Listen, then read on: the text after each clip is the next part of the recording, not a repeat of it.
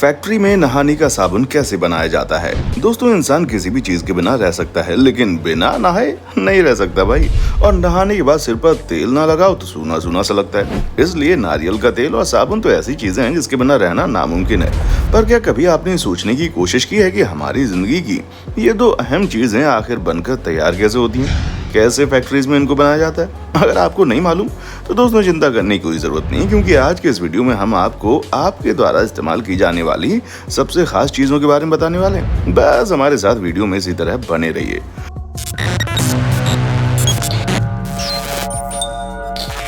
दोस्तों, सबसे पहले बात करते हैं तेल के बारे में। वैसे तो मार्केट में आपको एक से बढ़कर एक तेल बेचने वाली कंपनीज मिल जाएंगी, लेकिन उनके तेल में केमिकल ज्यादा और नेचुरल ऑयल कम होता है। और तो और आजकल लोग नारियल के तेल के नाम पर भी केमिकल वाला खुशबूदार तेल बेचने लगे हैं। लेकिन एक कंपनी आज भी ऐसी है जो बिल्कुल शुद्ध नारियल का तेल बेचती है, और वो कंपनी कोई और नहीं बल्कि पैराशूट है।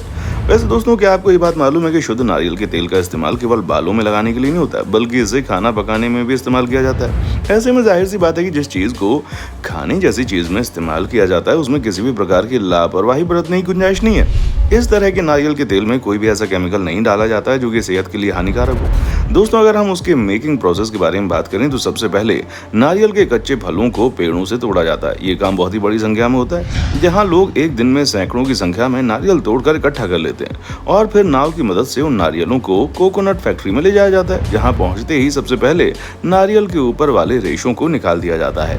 ये जो रेशे होते हैं ना, उन्हें बाद में रस्सियां बनाने के लिए इस्तेमाल किया जाता है, क्योंकि ये बहुत ही ज्यादा मजबूत होते हैं, जिनसे काफी मजबूत रस्सी तैयार होती है। और अब जो नारियल का बचा हुआ शेल होता है ना, उसे निकालकर एक तरफ रख दिया जाता है। दोस्तों, नारियल में से जो पानी निकलता है उसे स्टोर करके अलग रख दिया जाता है और फिर नारियल को आगे प्रोसेस करने के लिए भेज दिया जाता है। अब नारियल की जो ऊपर वाली लेयर होती है उससे कई सारे वर्कर्स मिलकर छील देते हैं, जिसके बाद नारियल बिल्कुल सफेद रंग के दिखाई देते हैं। अब इनकी धुलाई का काम होता है, जिन्हें 3 अलग अलग यूनिट्स में धोया जाता है, ताकि नारियल के अंदर किसी भी प्रकार की कोई भी गंदगी ना रह जाए।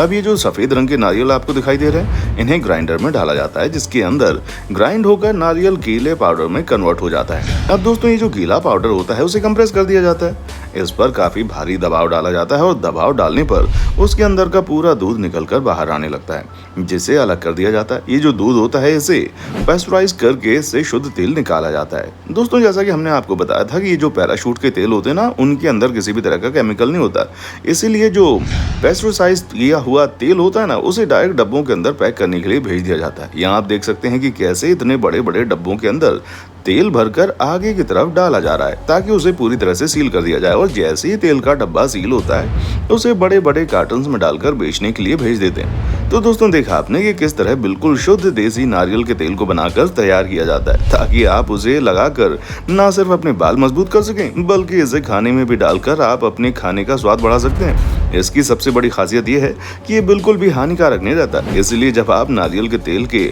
डब्बे देखेंगे ना, तो उसमें कुकिंग ऑयल लिखा होता है। तो दोस्तों, ये था तरीका कोकोनट ऑयल को बनाने का। आइए अब बात करते हैं फैक्ट्री के अंदर साबुन कैसे बनता है। वैसे देखा जाए तो मार्केट में बहुत ही अलग अलग ब्रांड के साबुन देखने को मिलते हैं, लेकिन जब बात खूबसूरती को निखारने की आती है तो लोगों के दिमाग में सबसे पहले लक्स साबुन का ख्याल आता है। इसलिए आज हम आपको लोगों की पहली पसंद लक्स साबुन के बारे में बताने वाले हैं। कैसे इसकी मैन्युफैक्चरिंग होती है, ये सारा प्रोसेस हम आपको बताएंगे, राइट।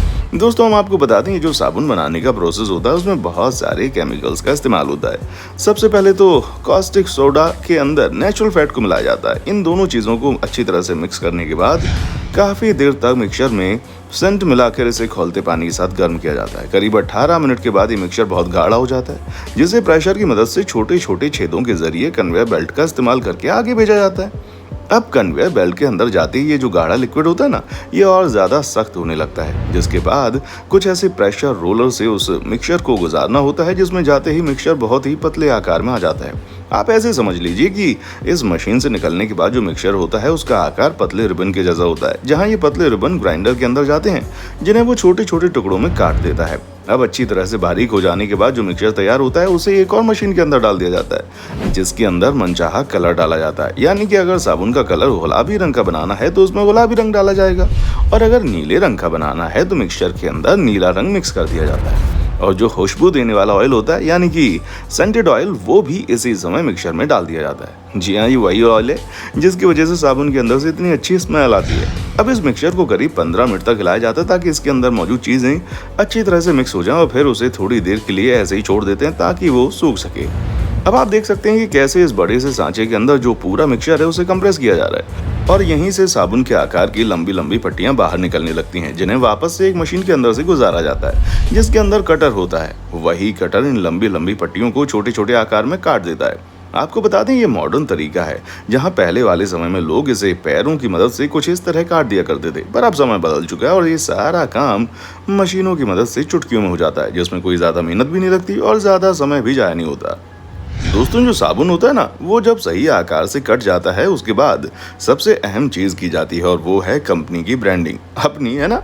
आखिर ब्रांडिंग के लिए ही तो कंपनी ये सारी चीजें बनाकर बेचती है, इसीलिए आप लगभग हर एक साबुन में कंपनी की ब्रांडिंग देख सकते हैं, जो कि ऊपर ही साफ साफ नजर आती है। और यहाँ भी कुछ ऐसा ही देखने को मिल रहा है, जहाँ कंप्रेस करके कंपनी की ब्रांडिंग की जाती है और फिर ब्रांडिंग वगैरह होने के बाद उसे क्वालिटी चेकिंग के लिए भेज दिया जाता है। और ये जो क्वालिटी चेकिंग होती है ना, ये एक्सपर्ट्स द्वारा की जाती है ताकि कोई भी खराबी न रह जाए। जब सारी चेकिंग पूरी हो जाती है तो अगर सब कुछ सही रहता है उसके बाद साबुन को पैकिंग के लिए भेज दिया जाता है। और साबुन की पैकिंग किस तरीके से होती है ये तो आप देख ही सकते हैं, जहां बड़ी बड़ी क्वांटिटी में साबुन गिरते जाते हैं और मशीन के जरिए उसकी पैकिंग होती चली जाती है, जिन्हें फिर बड़े बड़े डब्बों में भरकर हमारे और आप तक भेजने के लिए तैयार किया जाता है। तो दोस्तों, देखा आपने कि किस तरह आपके और हमारे द्वारा रोजमर्रा की जिंदगी में इस्तेमाल किए जाने वाले ये खास प्रोडक्ट्स किस तरह बनकर तैयार होते हैं। अब क्या आप यही तेल और साबुन इस्तेमाल करते हैं? अगर नहीं तो आप कौन सा तेल और साबुन इस्तेमाल करते हैं, हमें कमेंट सेक्शन में आकर बताएं। और इसी तरह की वीडियोस को देखते रहने के लिए चैनल को लाइक, शेयर और सब्सक्राइब करना ना भूलें। देखने के लिए शुक्रिया। दोस्तों, आपको स्क्रीन पर 2 और वीडियोस दिखाई दे रही हैं,